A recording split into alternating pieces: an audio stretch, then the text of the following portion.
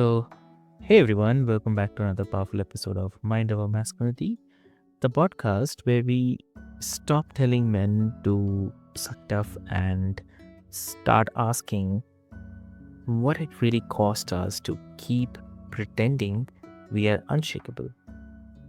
So, I'm your host Avik, and today we are talking about something every man faces, but most of us are terrible at, which is change. New roles, endings we did not choose, career shifting, faith shifting, relationship evolving, that weird in between where the old you is gone, but the new you is not only built yet. So, to walk us through this is a real grounded way. We have with us, please welcome Dr. Brian Miller. So, welcome to the show. Thanks. Thanks, Evan. Appreciate it. Amazing. So, dear listeners, before we delve deeper into the discussion, um, I'll quickly look for introduce you with Dr. Miller. Before we delve deeper into the discussion, I'll quickly ask Brian, and if you can share about yourself a bit, and yeah, from there we can take it ahead. Sure. As he with the confusion of Chad, I'm the new president of Coach Approach Ministries. We are a coach training school. We hope to expand, express the kingdom of God through coaching, and we train coaches towards the ICF International Coaching Federation model and certification all over the world, and have been doing that for almost 20 years. And that's who I am and what I do. I coach people. Amazing. That's amazing. So I'd love to ask you, like, you have coached the leaders over 2 decades, right? So when we look at men, especially, what makes major change feel so threatening? Like whether it is a kind of job shift or a role change or something like what you are walking through now.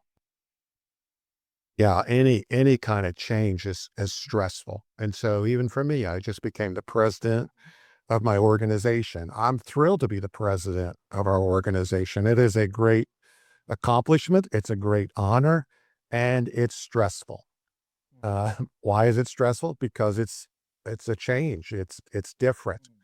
You have to reorient your thinking. You have to be responsible for different things. So whether it's, any kind of change, whether it's something that seems like a good thing or something that obviously can seem like a bad thing, they both require the same amount of stress. They require a good amount of grief. I've noticed that. I even noticed some pains in my body that I was just thinking, why do I ache there? And as I dug into it, I thought, I think I'm full of grief. Yeah. Um, I've lost there, as I became president, we lost a president, and I'm grieving his friendship. I'm grieving my partnership with him. Yeah. Yeah.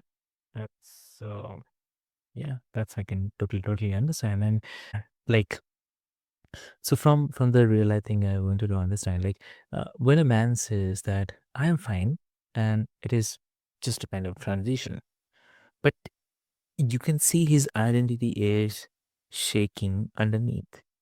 So what are the subtle signs that you look for that tell you, okay, this is not just the logistics, this is a deeper shift. Yeah, one thing I'm wondering about is the beliefs that this man has. Okay. And this man may believe some things that are Mm. clearly not true.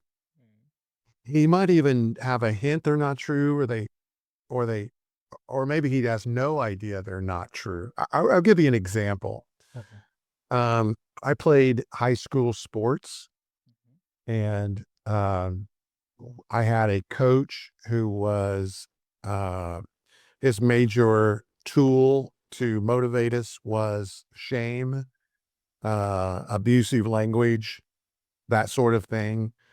And he he let us know because lots of people quit over, during their time with him. And he let us know a clear truth that I absolutely absorbed was that quitters are losers. If you quit something, you are a loser and you will be a loser your entire life. And so there's a ring of truth to don't be a quitter. There's a ring of truth to, you just need to keep at it, keep at it. Mm. Um, but what really woke me up was, 20, 30 years later, I looked at the men who played for him and the ones who didn't quit, the ones he would have deemed successful, were losing at life. One was dead, one was in prison, one was certainly not in a position that would call that successful. And as I looked at the men who had quit, I was shocked that their lives had tended to be very successful. They had married well, they had happy families, they enjoyed their job, they were gainfully employed and responsible people in life. The losers were the winners and the winners were the losers. And so I just had to ask myself and challenge myself on this truth that I believe that quitters were losers. Yeah. And it wasn't true. And I just remember being incredibly shocked by it. So then I asked myself, I asked myself a couple things. One, why was that true? And I think the guys that were able to quit actually showed more backbone, if you will, more fortitude Yeah. by standing up to the coach than those who didn't. And then I had to ask myself, what am I not quitting? And I can think of a couple things. There's one job I had that I should have quit a lot earlier than I did, but I just thought, no, I'll stick it out. I'll hang on to that. And then there was when I was working on my doctorate, uh, I did get to a point thinking I should quit. And this is the point I thought, yeah, there's nothing wrong with quitting. This is not, I'm not a loser because I'm one of the 50 to 60% of people who quit working on a doctorate. Yeah. Got it. So, like, suppose if a man listening is in the middle of something that just feels like pure loss right now, how can he begin to see that season as training data for his future without minimizing how painful it actually is? So along the lines of belief, and he may or may not be believing something wrong, but the first thing I would do is just challenge the idea of why he's feeling pain. And he may believe something's true because people have told him it's true, that he's not trying hard enough or he's not, whatever epitome of a man. We are really bad about Yep. abusing people, judging people, Mm. but he needs to stop and think to himself, how true is what I'm believing? Um, that's one aspect to it. And he can then begin to think, what is true? What is not true? How can I see that in other people's life? And Mm. how can I apply that to myself? Yep, exactly. Hmm. Wow. So I like that you are not dropping that toxic positivity angle, but you're saying that yes, it hurts, and it can also be deformative if you stay curious instead of just bitter. So that both and perspective is very real and necessary. I think there's also something that's true about pain or even a bad experience. that it can create one of of two things. Um, well, any experience can create one of two things, and one of the two things is confidence. So you tried something that was uncomfortable for you, and you were successful at it, and you think, "Oh, great! I was successful with something small. Now I'll try to do something a little better." On the other hand, you might have failed, and you can think, "What do I do with that?" Well, you can create some conviction around the learning of what didn't work, what I need to do different next time, and you can leave with some conviction that can also move you forward. Actually, pain, your willingness to work through pain might be your number one correlation to your success. The things that you want typically are on the other side of pain. They're on the other side of risk. And and you have to learn to work through those things. That's different, I think, than quitting. It is the pain often is a guide to where you should take some action. I think part of the problem is we tend to have this part of our brain that says avoid pain. How do I get away from pain? But many of the things we want, particularly I think as men, are on the other side of pain, on the other side of a risk. True. So, like, so many guys respond to the change by trying to control themselves, everything. So, I mean, double down on work, tighten their grip. So, in your coaching, what's the cost of that control mode? Uh, when life is clearly moving in a new direction. Yeah. So if it's moving, yeah, I think there's a real truth to taking a look at the way things are going and trying to figure out how to get on board with the way things are going. The one thing we know for absolute sure, we've known it for a long time, but the next 5 years are going to be exponentially more so, that everything's changing. And so I definitely don't think that doubling down is a good um, action to take. I think that goes along with even with quitting. I think this idea of I think what you're getting at is some people really like to be in control of their situation, and probably that if I challenge that belief, the belief is that if I can just control something to a certain extent, or continue to be strong enough to maintain control, then I'll be successful. But the truth is, I'm going to challenge that belief, because the truth is you have very little control. And so what does that mean? I mean, that could be devastating of like, oh no, I don't have any control. It can be. I can feel overwhelmed by I have no control. But I do have some control.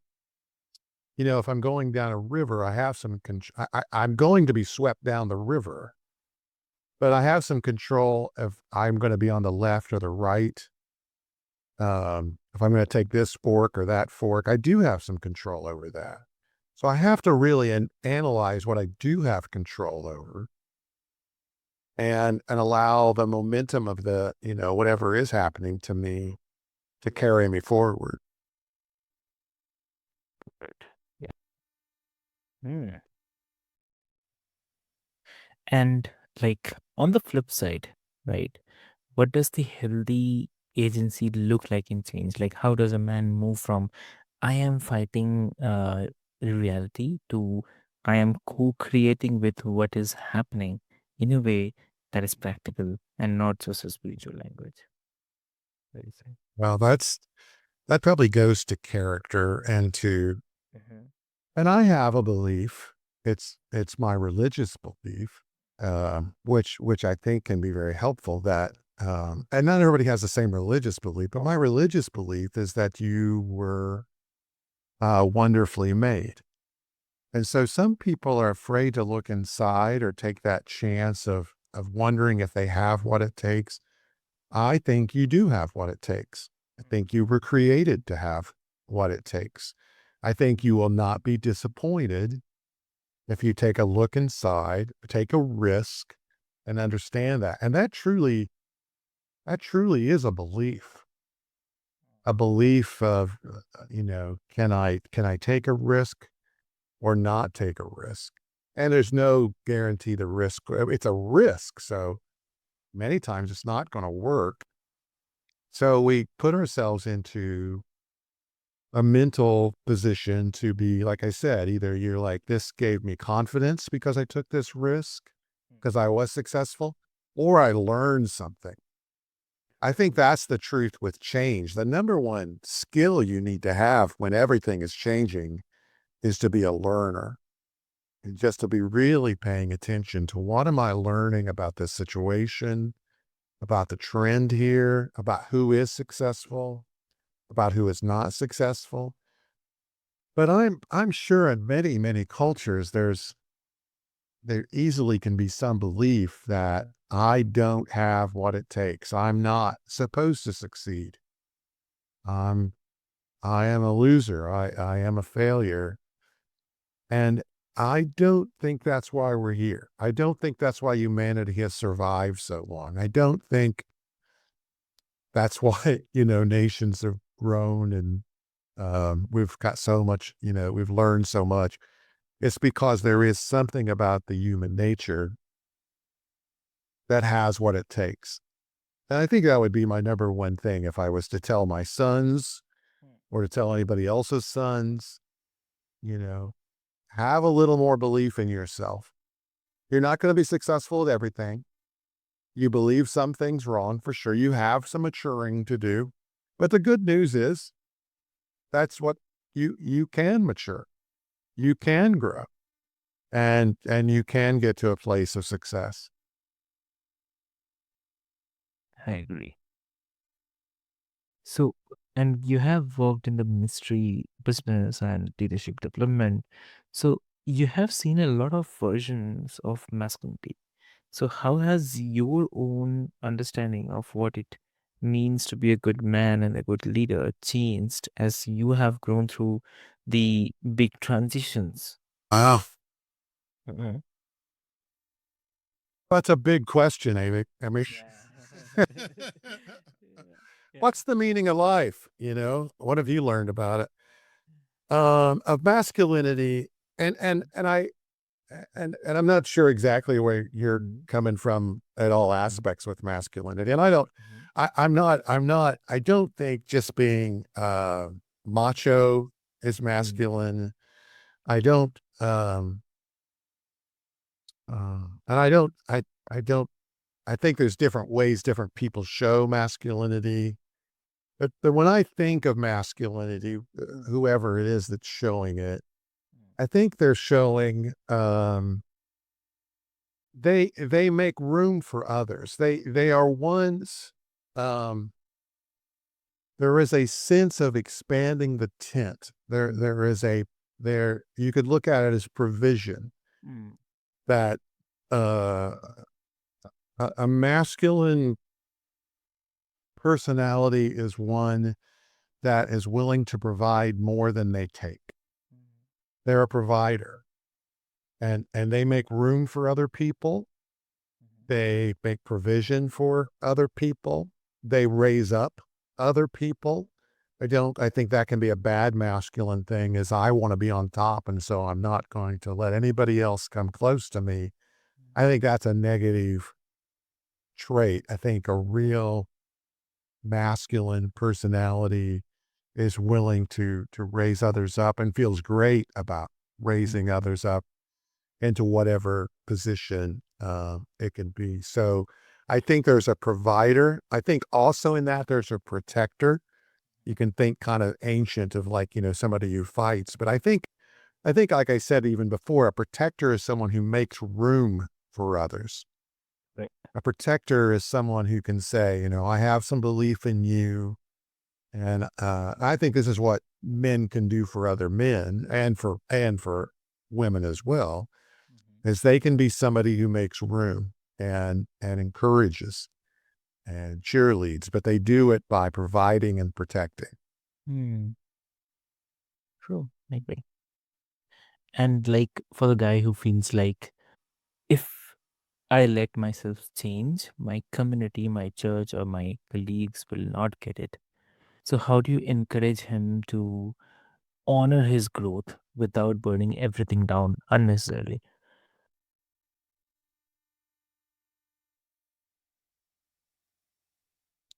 Well, it can be.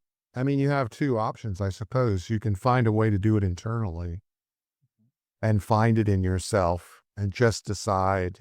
And I do think decisions like that tend to just uh, come at a moment.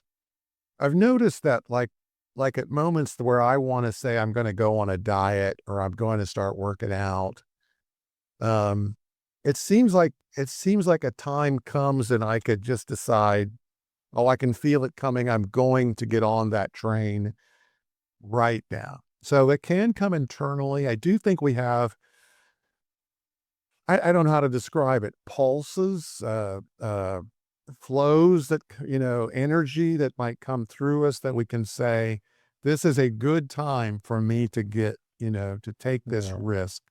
And there's other times like I couldn't take that risk if there's just no way I could take Mm. this risk.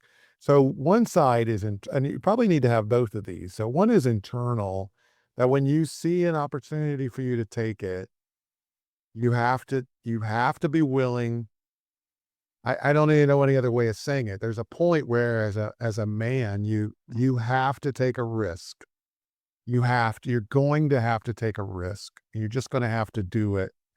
Um, and the more maybe you think about it, the harder it is of just like, oh, I feel it coming. I'm just going to have to go do it.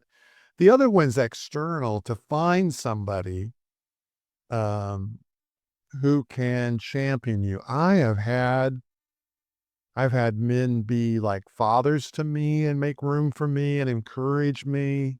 I've had people who are like brothers to me who champion me and encourage me. And I think it's on us both ways. I think as an older man, I should be looking for people I can Mm. champion. And I've done that for both men and women for sure, to give them room, to encourage them.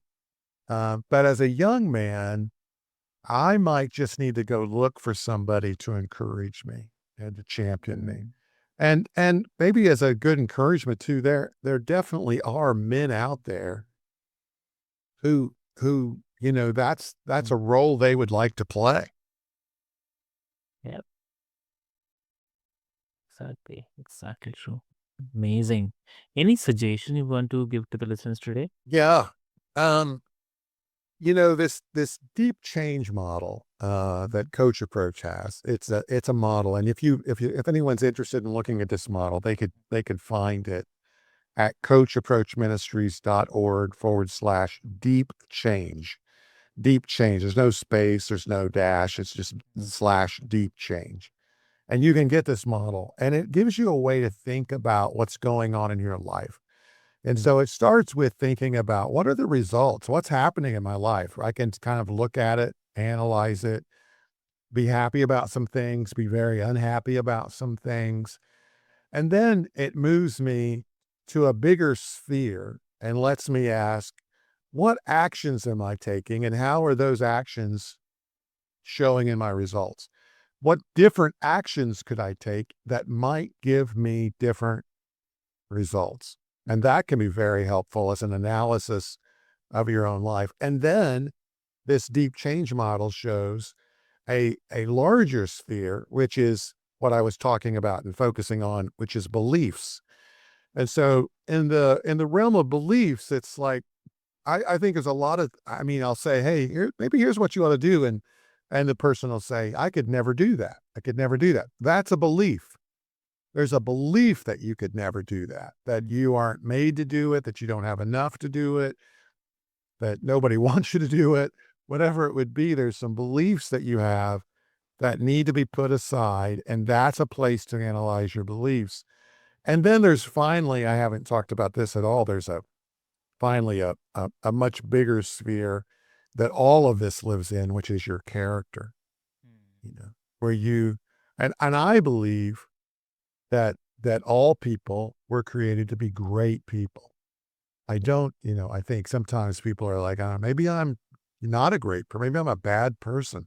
I was listening to somebody the other day who had went to prison, and they were like, but their belief was that everybody who goes to prison's a bad person. And so there must be a bad person. And they were like, I don't think I am a bad person. And I don't think they were a bad person either. They had to challenge that belief about their character. Well, what do I need to do to be a person, to be a great person?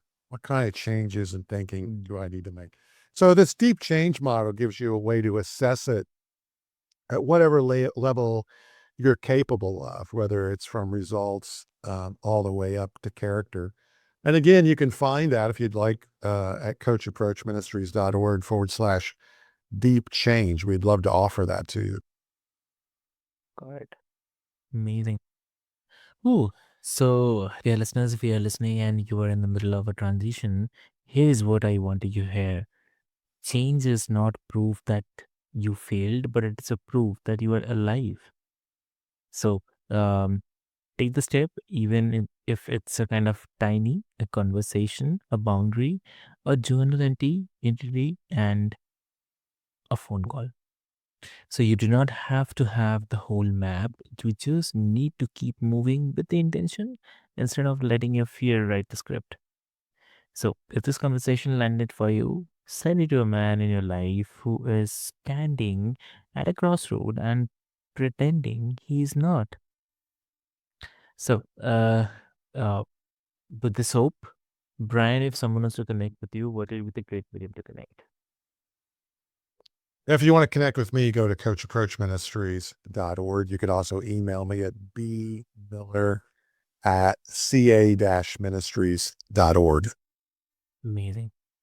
So, dear listeners, I'll put all the links into the show notes for easy reference. And with this hope, until next time, this is your host Avik, and this is Mind Over Masculinity. Let us step into the world which is full of meaning and respect and joy. So, thank you so much.